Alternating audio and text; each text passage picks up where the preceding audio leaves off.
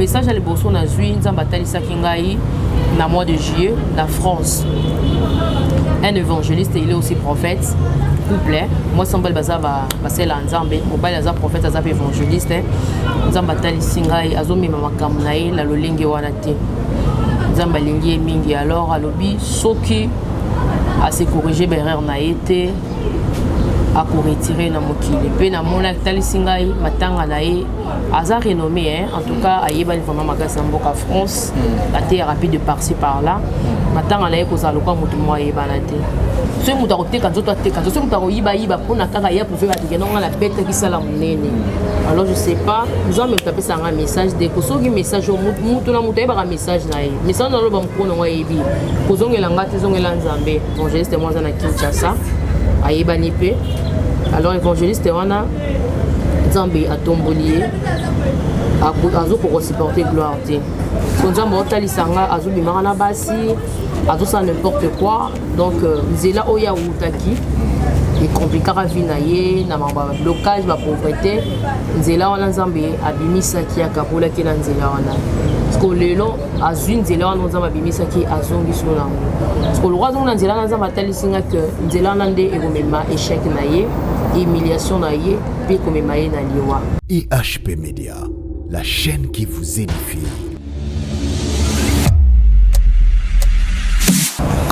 Voilà, chers amis internautes, vous êtes le bienvenu dans votre émission Short News avec Eki Bumba, votre humble serviteur. Aujourd'hui, vous avez constaté que nous sommes ensemble avec Brad Bumba comme co-présentateur et notre invité qui est la sœur Valdogé, évangéliste Valdogé, où tout le monde est déjà dans le plateau Awa, tout le monde notre évangéliste na masque na naye to développer nous avec bagana maboko to yeba de quoi il s'agit. Bonjour Brad. Bonjour équipe Bumba les Cordons, bonjour maman Valdogé. Bonjour mes frères et sœurs qui nous suivent de partout où vous êtes. Bonjour à papa Eki, bonjour à mon frère Brad. Voilà, voilà, awa tozali na ESP Media, ndenge oyebi tozala toujours en collaboration avec Pisson Premier TV où ezali présenté na Brad Bumba, na ebité moi et moi na ba téléspectateurs na yo et puis ba fan na bino. Merci beaucoup papa Eki Bumba, merci na ba abonner sur EHP Media et puis merci na ba abonner à Pisson Premier TV. Je vous demande aussi de vous abonner massivement sur votre chaîne éducative, intellectuelle puis une chaîne professionnelle Pisson Premier TV. Les bons mots na ba émission Madame Kuna Nakati. Voilà, merci. Tu as déjà invité Nabiso avant Biso to Banavituna, on est allé quand même moi boye Babiso ba o tozali comme sous ces ambala liboso okuta Nabiso. Ndé yangwana to mekaka ko sala moi bongo moi ba salutation entre nous et potoko tapena na mituna na biso ya émission évangéliste quoi mon messano to luka libondeli na part na yo to bénéficier ensemble na ba bazota la biso pe ba oyo biso to rotuna lwa mituna za la ba sentiment to ba consentement na biso te kasi za la ba inspiration. Seigneur Dieu, le créateur du ciel et de la terre, notre créateur, nous sommes dans ta présence pour te remercier pour le souffle de vie que tu nous as donné. Parce que ta parole nous dit dans Psaume 150, le verset 6, que tout ce qui respire loue l'Éternel. Voilà, nous sommes en train de vivre, papa. C'est une grâce qu'on a trouvée près de toi, Seigneur. On était nombreux à dormir, on s'est réveillés. Ça ne dépend plus de nous, des humains, ça dépend de toi. Mais par ta volonté, tu as voulu que moi et mes frères on se rencontrent aujourd'hui et pour voir ces jours nouveaux. Je ne te demande pas grand-chose, je te demande seulement ta paix. La paix que tu nous as laissée dans Jean 14, 27, tu ne nous as pas donné comme les mondes donnent, pour que notre cœur ne se trouble point ni s'alarme point, que ta paix domine dans la République démocratique du Congo, dans la vie de tout le monde qui va suivre cette émission, dans nos vies, partout où on va passer, on laisse ta paix et puis encadre-nous du début jusqu'à la fin de cette émission. Amen. Amen. Voilà, merci beaucoup. Merci beaucoup Cordon. Alors, maman Valdogé, bonne santé pour la deuxième fois tout le monde ici. Oui, avec Dieu ça va. Avec Dieu vraiment ça va. Vraiment, et là que tu as qui pour tout bande émission Ezaki profil na yo chaki na WhatsApp Ezaki masque bi répentons-nous parce que l'enfer existe. Puis tout le monde une émission où là on l'a dit sous le même masque et puis na bagan, c'est pourquoi. Ben oui, hein, on doit se repentir à tout moment parce que l'enfer est réel, mes frères et sœurs, l'enfer est là. ceux qui t'ont respecté mes deux en Zambé, t'ont bengalali fait le musique en abisso, t'as ta masque à repentance. Pour na to jour na bokonzalo là parce que finalité na biso de yango. Finalité na biso ezami tukate et loko na sali ezali inspiration et soit kinga dès toujours là ta masque bazo futa ba monde non to ebiango. Bon, et ça monde nanga te ko la taboye. J'oublie à tout moment. Et puis l'autre fois, je m'en ai oublié, on a ça Wednesday, la bosse ni masque, sous cette liboso nanga. Et on a bosse ni bongo, et c'est n'importe vraiment bien te nabi Seigneur. Face à l'issoumo, na kanisa kondi na mobanga l'État. Face à l'issoumo, na kanisa kayo. Tant au comment nanzela au banga qui au moni que sous cette oui, parce que je sais que il faut na zonga na ke gozoa. Oui, je dois payer. Na ebi que bon foot c'est tout le monde 25 000 francs et billet au sali ou début famille mobilier. Si comme le col lo mo ba sur la moto masque. Donc un moment nous on oublie même de prier quand on se réveille. Mais ce qu'on masque comme il faut na mutu na biso. Oh là là muka masque. Ko sala boye. L'église au monde bossa no masque oui. Donc comme ça la Bible mais masque au aucun vraiment il faut na sana zonga. Et puis c'était na mokolo na cet esprit inspiré kinga imbala moro. Portons tous la masque de la répentance. On doit se repentir à tout moment. Ndenge bon on a ba photo na et quoi affiché wana. On a organisé campagne d'évangélisation à l'effet de toute les nations de disciples de Dieu. Donc on va marcher dans tous les 24 communes. Ils ont la 24 dimanche pour prêcher l'évangile en Zambie. Na balabala, tout ça on a besoin, il y a pas pagano, tout ça donc bando qui tout prêcher l'évangile partout parce que nous salons tous ça les accords. Ça la monde ni tant molobi prêcher na balabala. Balabala et puis 24 communes au bengango campagne d'évangélisation. Et aux annonces ndeni. Hier sont d'autres mois ba disciples avant d'arrêter que ba il est battu. Hier des bando de lukabat. OK. Yangwana le quoi hier sont un maître na biso notre modèle, on doit aussi suivre son modèle. Mission dans ma pesi sur ça te vendre des sikamo climatisation, te vendre na kitsa beaucoup de les biso et puis bandimi bazoya, te vendre le kola ba leader non. Il faut tout tambola tout que koluka ba tout prêcher l'évangile partout na bopito, partout na ba wenze, na blanc partout et si quand on besoin de rotelema, zamba zali batu bakoya, tous en a besoin péter tout ça la publicité boya boye non. Biso tous en a besoin parce que batu na ngobanda la commune na bi je sais pas encore parce que c'est le Saint-Esprit qui va m'essouffler commune na ngobanda. Alors ba biso biso to yeba na bi non. Et si quand on rotelema, je dis avec moi bat boyo que évangile. Donc je mets pour toutes les 24 communes. Toutes les 24 communes, ça va commencer le 6. Mais le coupé ça va mon ba commune ya Kinshasa. Papa na kotati ba limbanseki. Donc ça là nzambo j'aime à quitter Singapour Zinga. Les gens va commune sur na ibarati mais grâce à ce Dieu là, nous découvrir. Donc à Tchakinga te pona za la patron, à Tchakinga te pona za la ceux qui comment là, mais à Tchakinga pona servir yé. Donc naza mukala na yé, naza esclave na yé. Donc je dois marcher. Et ça là tous en a saison il y a Ilanga, saison sèche, mais toujours quand tu as mis saison là, il y a Moïse à la mer, on va pas voir ça parce qu'il y a des gens qui m'ont dit que non, il fallait faire ça pendant il y a Ilanga parce que Moïse a été jeudi. Merci beaucoup, Saint-Esprit a dirigé la campagne d'évangélisation.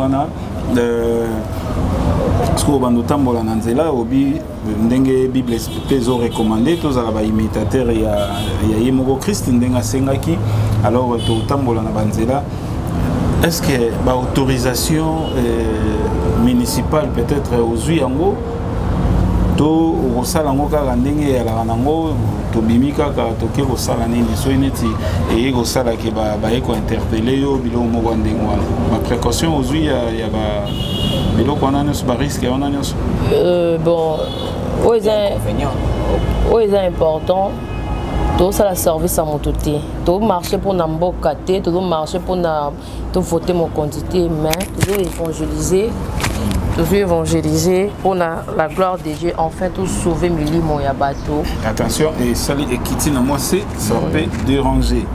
Alors voilà. Thank you mon frère.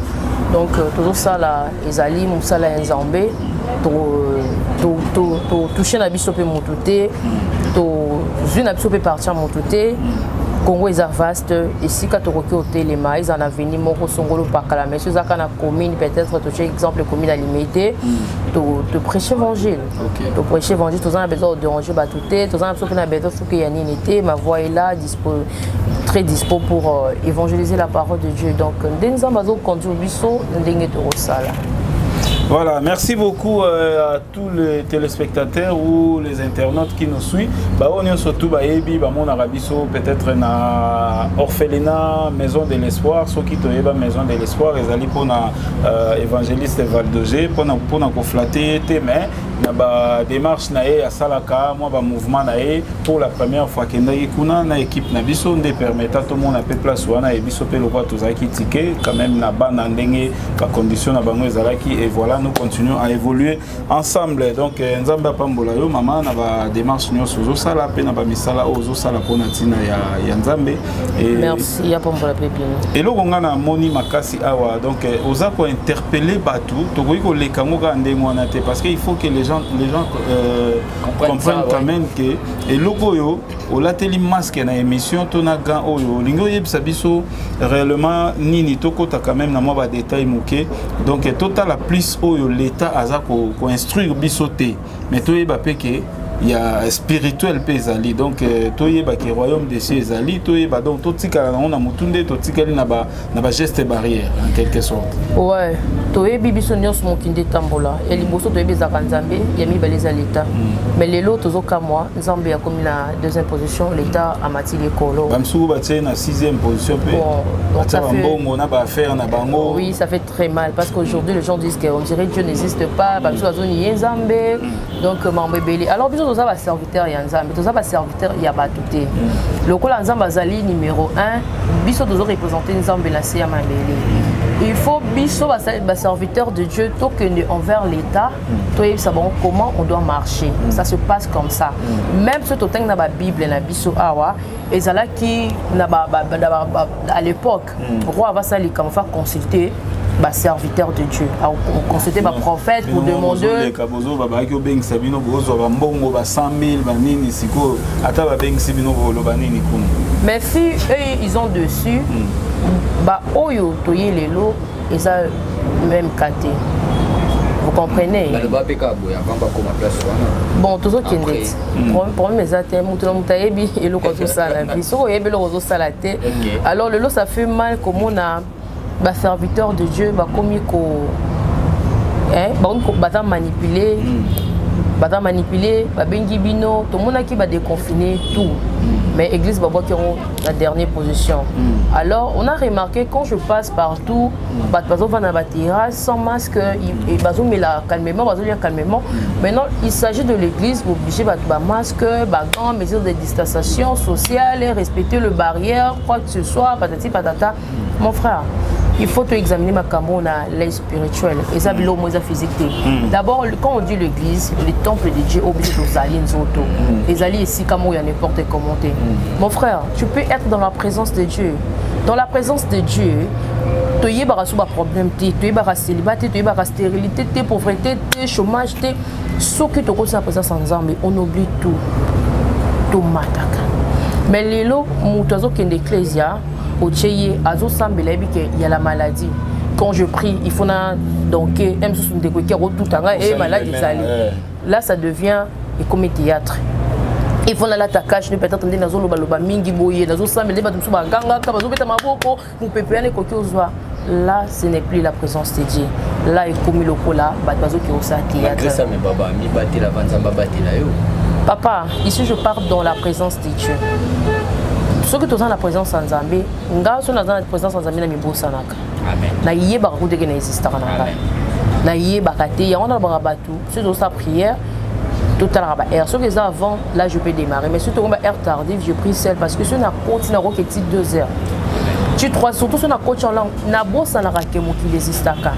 Zambie azali Zambie il y a solution. La Bible nous dit dans Philippiens 2, 9 à 10, parce que depuis que nous avons on attend une Bible. Et lobby. C'est pourquoi aussi Dieu l'a souverainement élevé et lui a donné le nom qui est au-dessus de tout nom. Afin qu'au nom de Jésus, tous genoux fléchissent dans le ciel, sur la terre et sous la terre. Au nom de Jésus. Amen. Le nom de Jésus, c'est un nom puissant, c'est un nom lourd qui pèse. Alors la maladie qui frappe le monde et c'est un nom. Parce qu'on Nzambe a pessié kombo likolo ya kombo nyoso. Devant Nzambe tokoki oyate ke Nzambe maladie moko ezali etali Nzambe nani. Amen. Etali ngala nini? Ngala za la présence ya Nzambe muta kosole zo ngai jamais.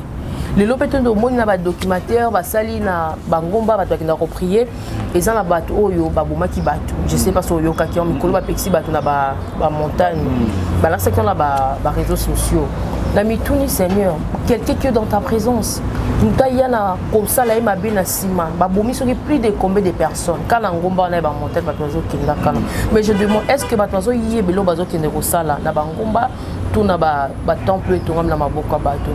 Sikoyo esika awa basali Nzambe tozali to ngeto yebisa mokili. Nous ne dépendons pas des mondes, nous dépendons de Jésus-Christ. Sur cette affaire, le quoi Bobby bloqué l'église, nous allons vous montrer que nous ne dépendons pas pour prier et aussi des photos à la bâton plutôt dans ma boca bateau. Parce que Bible et lobby na bisona Jean 4, 23. Mais l'heure vient et elle est déjà venue où les vrais adorateurs adoreront le Père en esprit et en vérité. Basali wana ndi Nzambi azana kosana bango. Et si quand on a zali na osambila. Et si quand yo zali osambila, siko lokola bango ba monique cop église comme cop ya mabunza bobandi ko landa ba instruction. Je vois des serviteurs et des servantes faire la plébiscité de la maladie. Ça m'étonne papa. Et ça le quoi sida to yebi sida izalaka ngala ye na église na telemi dans yebi sabato. Mes frères et sœurs, les sida existent, il faut porter les, il faut protéger. Donc ça veut dire j'envoie les gens aller faire mais il faut se protéger. Non. On doit dire, le sida est là, mais c'est que vous allez faire marcher dans la crainte de Dieu. Quand quelqu'un marche dans la crainte de Dieu, il faut éviter la fornication. Aux âmes mariés, aux âmes moko. Donc, célibataire, après ça, fornication. Mais sur le but que non, le sida est là, il faut se protéger, quoi que ce soit. Non, nous prêchons les gens. Parce que tout ça la connaissance nous a appelé ça. Mais ce qui est mon sang ensemble, au télémon du coup élevé, maladie moko boé, pour na bandimi ba yakara l'église dans la bonza. Là, je sais plus ça devient quoi. Ce qui montre qu'à Kinshasa il y a pas des églises. Ba frère église des athées. Bat bazo coopérer pour na confinement awa to moni ba numéro ba MPC bimi ba numéro ba pasteur monsieur ezaki opesa matin mais na confinement ba pesi yango po ba batinda ba MPC na ba Orange Money donc ezaneti ba na ba monnaie électronique quoi.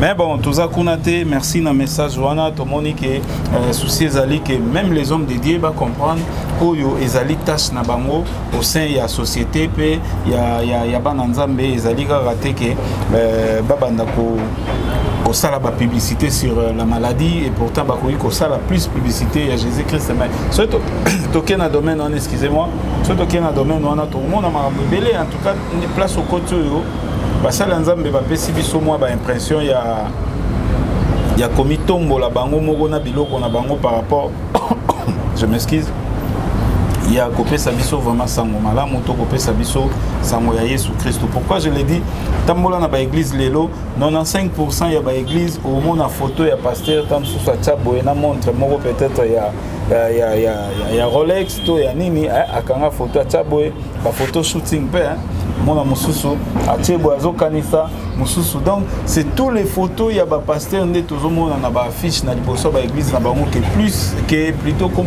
komata kombo Jésus Christ et Seigneur. Ton message moi ya makasi message fort pour mon peu moment où tozali eza moment ya ko bâtir église ya temple badozo ko osambela ba dimanche moment où ezali tozali eza moment ya ko bâtir temple ezali nzoto na biso eza inachevé basima wana bozana besoin longo il faut to bamba on a banzoto to ambeli to na biso na kimutema mabe na ko boma batu na ba makambo zo sala donc ya mabe il faut siko to boaka wana to banda ko tonga eloko asika katsa nzoto na biso parce que ba on so zo mona au papa et qu'on sera détruit un jour et qu'on les kanango.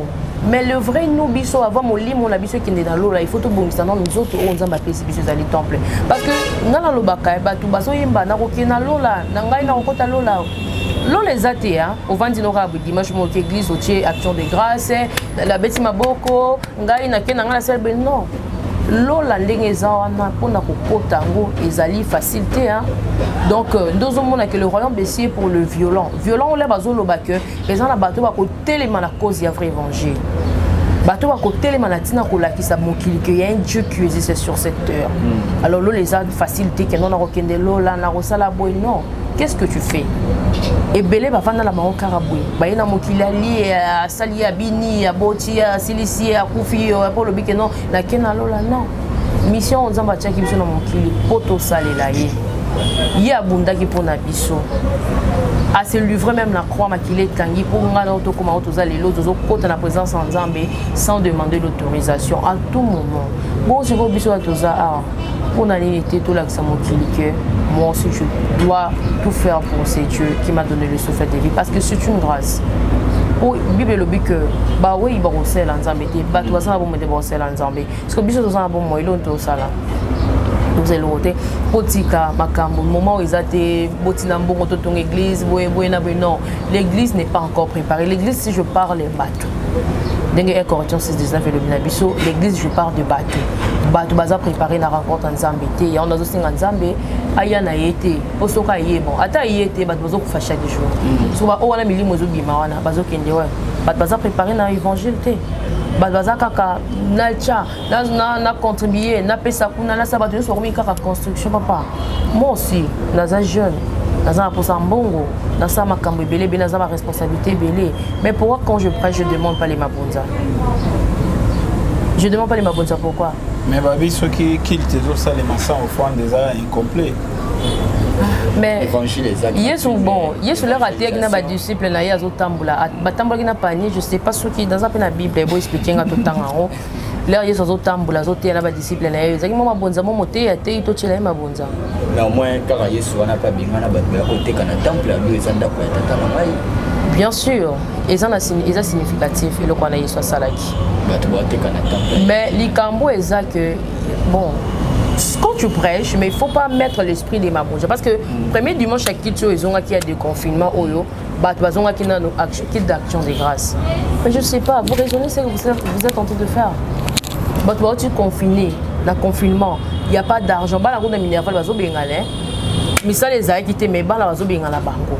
Si koyo mbongo oba kopesa bino yebisanga na Kinshasa RDC de binde totambola misala ezate bambongo bande bazo kende ko tchako puis c'est que je m'étonne tu peux demander ton frère donne-moi 1000 francs j'ai pas l'argent mais arriver à l'église là-bas en plein kids au moins la mutu porter bien mais tu vas porter faire ça magique et bon on a bon à la maison tu n'as rien mais arriver là-bas tu peux mettre $100 toi tu mets $100 là même à la maison mais contribuer l'argent de foufou tu n'as pas ça vraiment. Maman va bonzela nzambe na ye. Maman va de chez. Tu fais 5 mois dans ndako. Bato bandao qui n'est l'église papa tout consort l'église c'est pour la première fois ngai na age na sana ngopina ndé to tangi mo ba histoire ilo ka bongo ekoma bakanga na église. Lelo oyo ba église ezongi ko déjà tout qui est la deuxième dimanche et puis ba église ezongi. En tant que mosel na nzambe évangéliste avant confinement na après confinement. Qu'est-ce que vous avez trouvé la différence ni ça la surtout pas na biso oyo toza ba fidèle na kati ya église. Et puis ça, qu'est-ce que vous comme na kolbani na lingala vous trouvez en mal na ba église? Deux questions. Première question c'était quoi? Première question avant confinement et après confinement. Qu'est-ce que vous avez trouvé na ba église? L'impression na yo ndenge mona avant confinement église ezaki ko vivre na hypocrisie. Il vivait dans l'hypocrisie le pasteur. Après confinement, il faut révéler vrai face à Bango qu'ils servent Dieu pour les intérêts. Mais il vous a dit que non, tout ça là pour na buena maintenant, la qui c'est pensa mon kilike, bazo c'est l'ensemble pour na intérêt. Quand il y a pas de intérêt, nous t'en servir dans amazate. Nous t'en là parce que ça l'ensemble d'abord ça demande là mon papa. OK, on a ils en a motion dans de vos allées. Sur l'indie était, aux amboli on a été au linga était. Mais sur le que dans linga moi ça va pas dans quelque chose. Joue quelque chose ici là au tika. Maintenant mon salon dans ça là d'abord ils a bolingo. Nazo sala ngo pona zambongo te pona comme un millionnaire te mais nazo sala parce que ça mon salon zamba pesinga je dois faire ça avec beaucoup d'amour. Donc avant bazaki ba hypocrite lelo Dieu merci l'accès vrai face na bango que ba aussi lanza pona mbongo bon bako baka ndingi bazana pour ça comme ba millionnaire c'est pas aussi mabé. Allez continuer parce que tout est vanité tout est vanité parce que je suis là en train de vous dire de vraies choses que moi je vécu. Moi je passais par les tourments, j'ai été jugé. Sœur Valdogé, eloko wana osoulevaka ngo na ba émission mingi nayebi ke lelo eza difficile tozwa yango penza à l'intégralité mais tolandi pe ba émission na yo mingi osali première émission tosalaki na yo ozwaki vision il fallait okende kolamusa ndeko na biso Evelyne Camon oyo azalaki journaliste ya chaîne moko de la place ozwaki nini wana okendaki osalaki okokaki kosala et après oyaki kopesa témoignage moko susu ya bandeko misusu bakokufa et subitement tomoni mpe ndeko na biso Charlie Balaka otaye kotika biso lelo mpe ntango tobengani na yo wana ata tolobaki yango tolobi yango nanu boye te mais tosololaki oza na message il y a 2 personnes.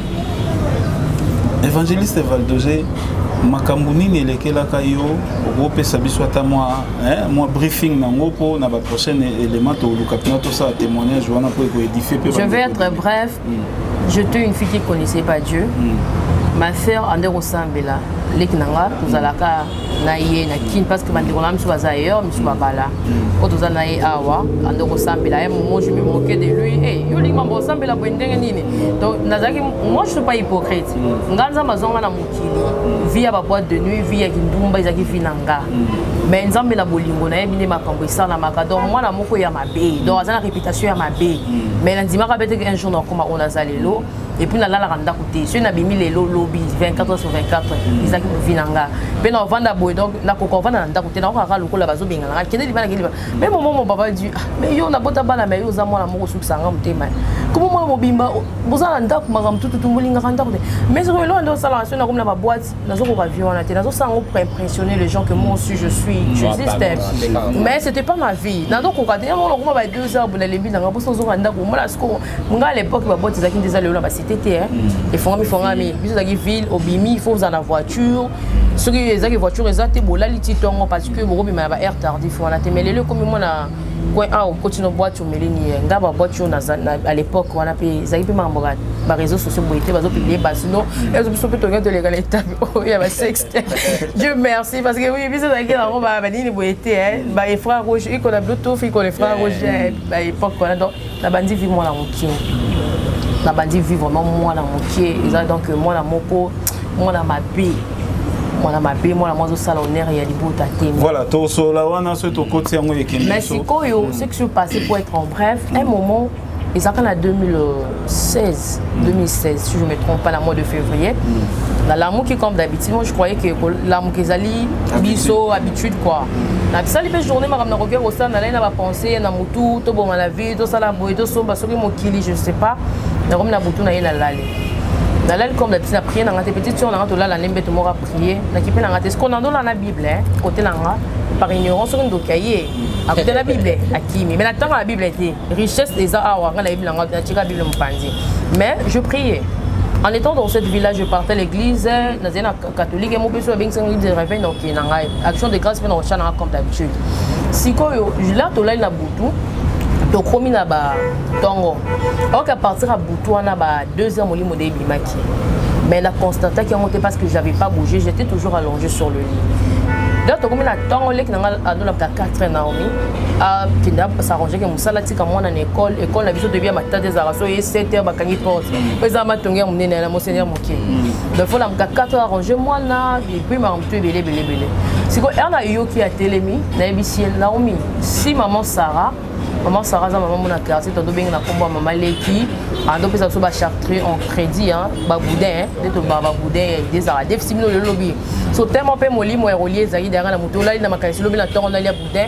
na c'est sûr maman Sarah yi la musara na futa nyongo na zo pe mususu wana na butu to na tongo parce que oloba ina 2 heures esprit des heures et bien moi je savais parce que là comme la 4 heures la mon qui savait que la 4 heures na bien que non fera yi ça na si et puis elle répond ngati na bien yo kinde ça musu ba répondre ah d'accord moment zo kinde là ti azui moi la babimba ke classe là ya bimi maman là ba 5h30 boya avant ba 5h30 ou ba 6h à côté à benga na kombo na ngai mbala mona s'est précipité na télémi pour la région et maman la benga maman ebisi yaka koto parce que ngai appartement na ngazaki libanda ba pesenga moi nini ba benga annexe libanda maman so za côté mususu maman bengi yaka na za salon a skolenga na télémi pour na bimala qui nesika bazana comme la porte na touché poignet et simbité. Je me suis dit oh na simbi porte c'est beau mais là on a balo qui mon pied na mi moni siko nga na la na mbet. OK. J'étais étonné, je dis oh mais on a ngati mais oh benga mais comment on met mi balé mais on a la mbet za nga la qui nazo bouger té. Mais on a ça awa na komi je sens que je suis. Donc tous on que pour comprendre que si on balande ko na donc tika mwana les acquis l'esprit qui parler. Oui, il y a pas de relation entre de mort et de vivant. J'étais déjà mort. Ayoki raté. Et puis sikoyo là na mi moni bongo siko na lobi ah peut-être na tout l'autre bandoto mais ah na me kana surtout kana ndoto. Na fourni mes efforts humains. Isimbiti ce qu'on avait nabi ah na mekana ko mulimo na kota na nzoto na position na lali na telema isimbiti ce ko ici kana nzamba la exhibition que non ce que to telema ka ezaka pona makasi na ye amen ce que ça rabi sauter donc nzamba za iso na ngate moyen na telemezate et puis ba mo na zui na bimi na mi oh nazo kota na mire nazo simbelo côté parce que ce qui m'étonné ba valise na ngade za ka moto mumba mo ambo na biso ande ba fika ba saka mo ambo na bango na ba sac nazo mona ba mo moni et le reste dans sac pour moi on faut fond là on a mon directement oh mais là comment on a biloko directement boendeng je comprends pas et puis bon on a comment on a caillé hein ils ont marqué les camois kala et puis comme les maman na yé maman ça tout dit son azo comme emboyer les kapuna dans on l'appelle même temps emboyer les kalibanda moi je dois boyer pour bi malibanda faut fond la porte mais quand on a directement maman tout maman moi la noza bébé tale na ndakuna yé maman na maman ko ayé ce qu'on a bi na sepeli na bi na talanga yo nazo kosola na batute maman ce que ga so na skiver ndande la lala ki na ngaka na position mo abinanga alali na azimba mo kanye porte mon c'était na lalité nazo mona mamezo le kilanga ke bisa maman aya ko se ko ringa nazo ko mama le gati OK je dis qu'est-ce que je vais faire donc na mekio bible la bêtise au nom du Père, du Fils et du Saint-Esprit. Notre Père qui est aussi Marie, je vous salue Marie. Prière ba catholique simba deko maramuya ba shinda ba baba na bandis ko prière ba réveil ba petaka ba boko wana et simbiti je dis mais ndoto on besoin mulayi mais zaki ndoto te mais qu'est-ce que se passe au juste ça ni ninga no mona awa et puis na kepa maman la bimi na moi maman ta télé na tonga journal la tonga là c'est maman toi tu es là et ta fille azomona mambo ebele kuna mais viens là-bas non ayo kanga tenga bi mais je te parle na zuma mona bousculer na simbi na kokio simba été na OK na ke libanda na benga bat ba sécurité nga parce que batonda ko yo kanga te parce qu'on attend ba ke misala bonjour na pesi wa kombo na nga na portail wana vient wana désaboué nazo ko mambo ele kilanga te boya no yesa famille na ngai bon pe ba yo na bango te donc na bandis ko tambola bi mais monde compliqué je marche les gens ne m'écoutent pas je fais il y a pas moyen de manger il y a pas moyen de boire de l'eau en tout cas je souffre un moment ce qu'on est dans ta maman peut pas monter un jour frapper nga ce que soit ina ki mango na poli boye monte landinga ça faisait mal monte wana na yoka non na yutikalo yoko na ki mulungezo ko tanga na vanini et puis ko tambola qui pour ça Kolia Zaki, j'avais pas la parole à moi. Et puis, ce sont des choses vraies. Na rien ngai, na moni babé la transport, na moni moi chauffeur mozoli na tomba aller watongo wana. Et ba jo gende ti anju ko avancer. Comment c'est ba 7 je sais plus. Na bi na me kolia na yi. Na ise no bonjour à moni ngate. Na me kolia fufuna ngombe mo ndolia wana isimbité. Na bi je souffre.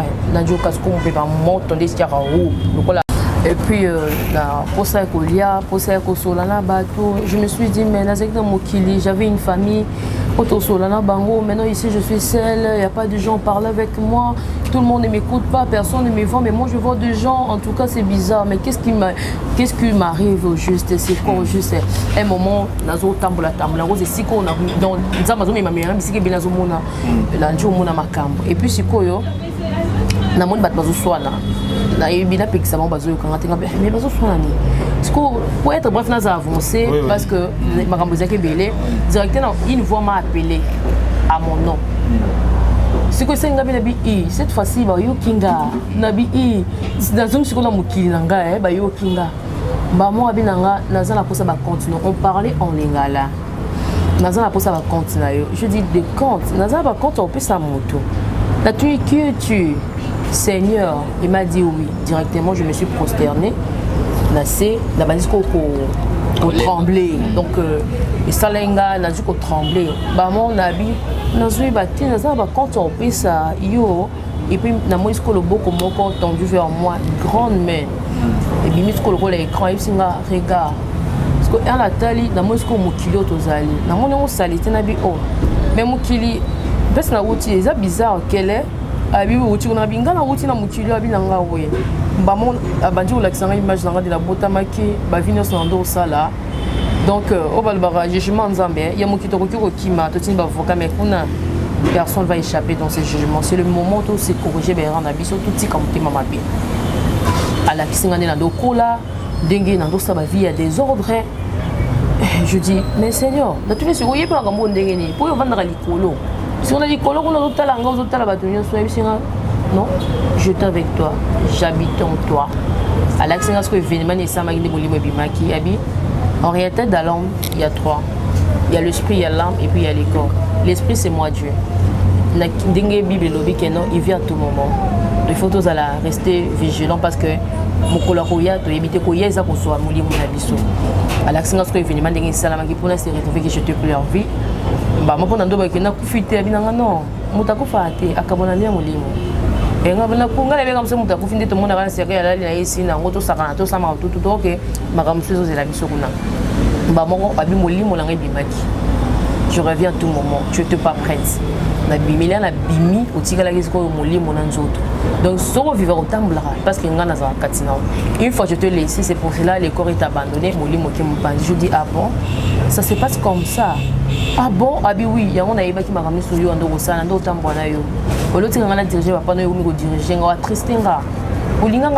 en tout cas, Dieu il est doux, il est bien. Bolingo il y a j'étais dans le péché, mais il me parlait, il m'a touché ici. Donc, je ne sais pas définir la grandeur de Dieu. Il est tellement puissant, il est grand, il est un moment il plairait. Donc, moi, il est compliqué. Il m'appelle par mon nom,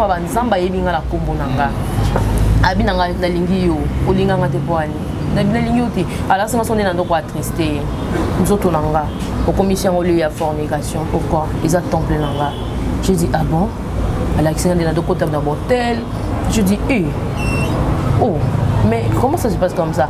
Et puis directement, quand être bref, parce que là, je suis sur la lilo, ouais, je suis l'accident de pasteur, à l'accident de l'église, l'église, je suis frère église ezali yo ezali ngai voilà l'église doit les avoir distraction à la question va baisser la biso mokili bon Valdosé merci beaucoup na déjà moi ni wana toyoki mais vraiment chers amis internautes tozo promettre bino et tozo senga pe mama évangéliste Valdosé ako pesa biso témoignage na intégralité nango soki yemoko ko permettre toza na plateau ako pesa biso témoignage wana je sais que témoignage wana yoko yiko mona ngo autrement mais ezali pona kosunga bandeko mususu uta mususu bazo tambola nanu na ndengo yo wana na ignorance évangéliste azwa ki grâce corps ebimaki et puis nzambe atalisi yo akokai kotalisi azongisi mais ta mususu grâce wana yo kozwa ngote alors soko ki témoignage ya évangéliste ça peut déjà vous aider ya komona ki oh nazo saleza mabe natika oyo oyo po ekomelanga boyete komelanga boyete grâce ekomelanga mutunyo so tuté tuzomona mususu pa bimaki azongite akufi akei libela a molimo na ekei wapi point d'interrogation donc voilà yango wana to kosenga témoignage wana na mikolo ezali koya évangéliste Valdosé vous avez un message moko à donner na jour à lelo. Ah oui, pour parler non, si ça est là au moment que Dieu fait grâce à qui il fait. Et à toi, tu es bien, on les attend, on va péter dans le qu'est-ce qui prouve que ton nom est voyant? Peut-être que nous avons le roi Soso, le rôle en PC, dès qu'on a gagné. On rappelle un dimanche qui était dans Zonga, mais la bolingo naïe, il m'a dit pourquoi à ça qui m'a commandé c'est le lot.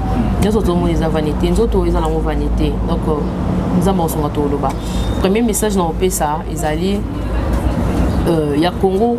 Aux ana image au balancer to bénir mboka na biso to tika ko lobama be ko lokambo kambo ke bongate en tout cas Dieu avec nous il veut nous secourir to bénir mboka tout moment mboka na biso guerre ekotate parce que banguna bazingi bazana posa bazo mboka oyo balobi ke batekela ba mango alors nzambe na mawana ye alinga ko telikamba Kongo pe bonga izali kotala gouvernement te kotala l'état telikamba Kongo izali nzambe ye moko to za toujours dans sa présence na ndenga solo to za na bolingo nzambe ko telikamba na biso message à liboso na zui nzamba talisa kingai na mois de juillet, la France. un évangéliste et il est aussi prophète. Couple, moi Sambal Baza va passer la Nzambe, mobile Aza prophète Aza évangéliste, Nzamba Tali Singai, Azomi Mamakamnae, la Lolingi Wanate, Nzamba Lingi Mingi, alors Alobi, Soki, à se corriger Berer Naete, à retirer na mokili. Pe na mona Tali Singai, Matanga Nae, Aza renommé, en tout cas, à Yébal vraiment Magasamboka France, la terre rapide de par-ci par-là, Matanga Nae, Kozaloka Moutouma Yebanate.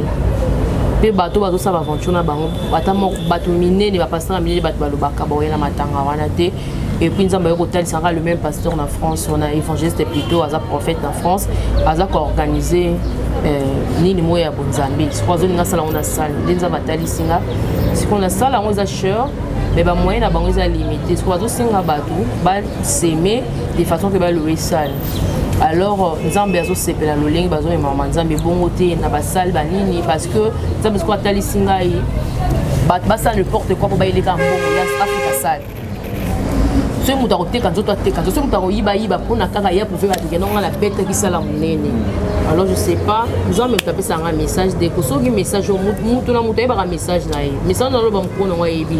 Ko zongela ngati zongela Nzambe. Zongela Nzambe apesi message tu as un message pour te souhaiter ma béa. Tu peux faire un message pour tout ça. Quelle gloire à Dieu. Attends, il m'a bien dit pour réveiller conscience.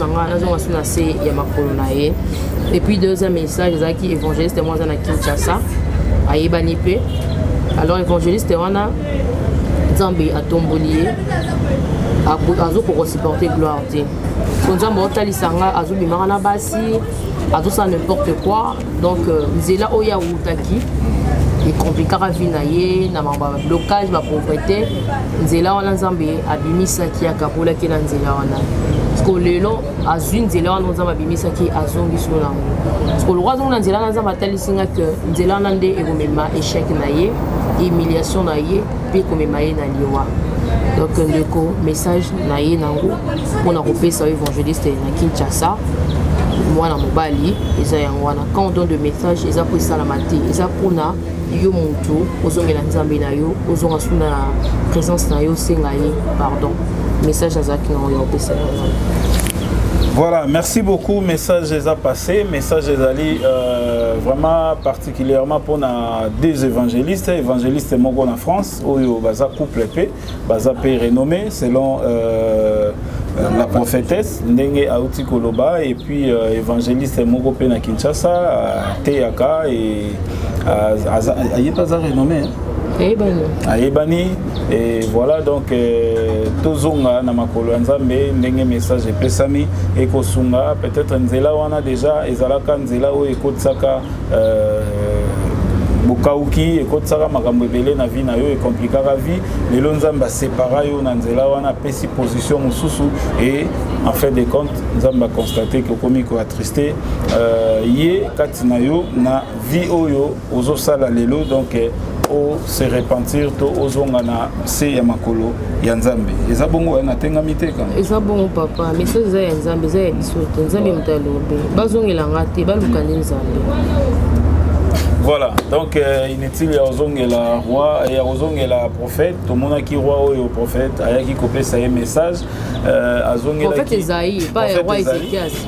Et le roi Ézéchias azongaki et pas ya prophète te akendaki kolele pa ya Nzambe nde roi a recommandaki lisusu même prophète wana pozonga aya kotalisa ye nombre d'années de plus oyo Nzambe abakiselaki donc voilà tout ça la bongo et kosonga biso plutôt au lieu ya koluka qu'on s'apprendre na mutu. Voilà, bras de malheureux panayo, ceux qui sont comme déjà na souka émission na biso, na invité ceux qui prophétesse aza susu na makamu susu.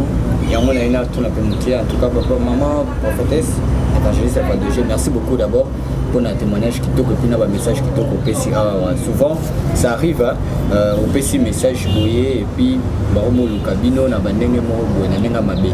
Ba ebika message ezaka ya maime ba sa prendre na hote eza ko la PC. Un dernier message sur les alliés pour te dire que papa ekimuto a clôturer biso na suka émission. Oui, message reçu que ça pour na émission lelo peuple de Dieu to tout ça mi beko ya nzambe parce que on fait réali réel malgré na ces témoignages té ndenge tozo la ta masque to la ta masque ya repentance pour tout tindi kali fait le musique na biso pour nzamba sala li fait le pona bana na été mais azana regret message ya ibisa kinga la jugement binanga na keli bino na tali royaume de ce pour na bino l'adresse les bino table bolia na ngelongo mais bolingi la bino nga été bato mokie baza na lola ebele na ba pasteur baza ko implorer pardonne-nous Seigneur abi je ne suis pas le Dieu de mort j'entends que le prière de vivant donc yom tozana ko moi c'est le moment corriger ma benayo soko zana na masumu ndeko na ngai ngape na sala lisumu msuko leka yo na bomana bato dos moninga boy na mpa bato na sala avortement mais lelo nzambe azongisi ngai na baki Seigneur sauver ngai na kinde lola binanga non okufi na masumu. Mais je dis, Azongi Singapour pour corriger Bérin. Un moment, là, on a bandi ministère dans la Sika, pas c'est le cas de la Seigneur. Pour nous combattre, Benda Soukiboui, et ça, on a battu les Singa, Ayoko Lekisi. Dans le monde, on a sur ma baie. Ceux qui commencent à belé, le rôle de Taliboma, Temeze Belé, Natik, encore un bon atta, déodorant, Natchakate, nous sommes au monde à ma baie. Pour nous comprendre que la Sénation Zambé.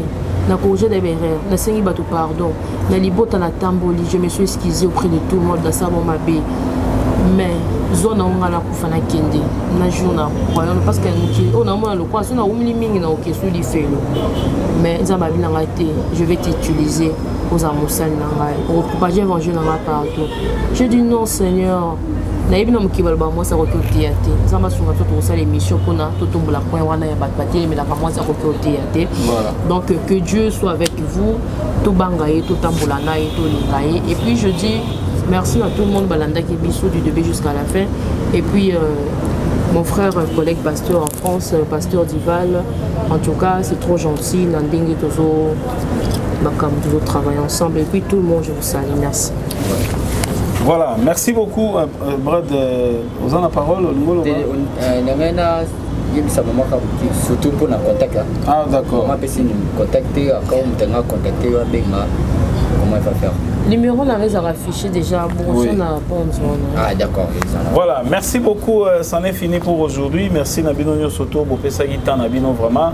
Et je suis sûr que Moko Namoko a édifié, place Azali, pour Tozo, Loba et SP Media, la chaîne qui vous édifie. Et Tolini Penez Alandengwana, également Napisson Premier TV.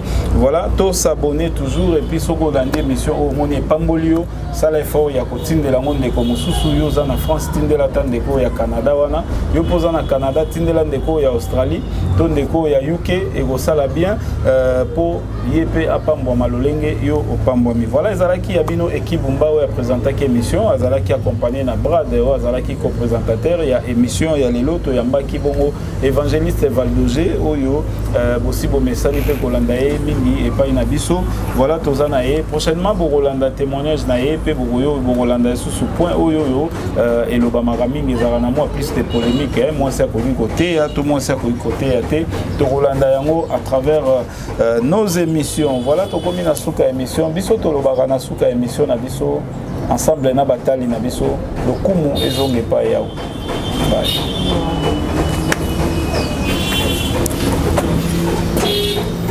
IHP Media, la chaîne qui vous édifie.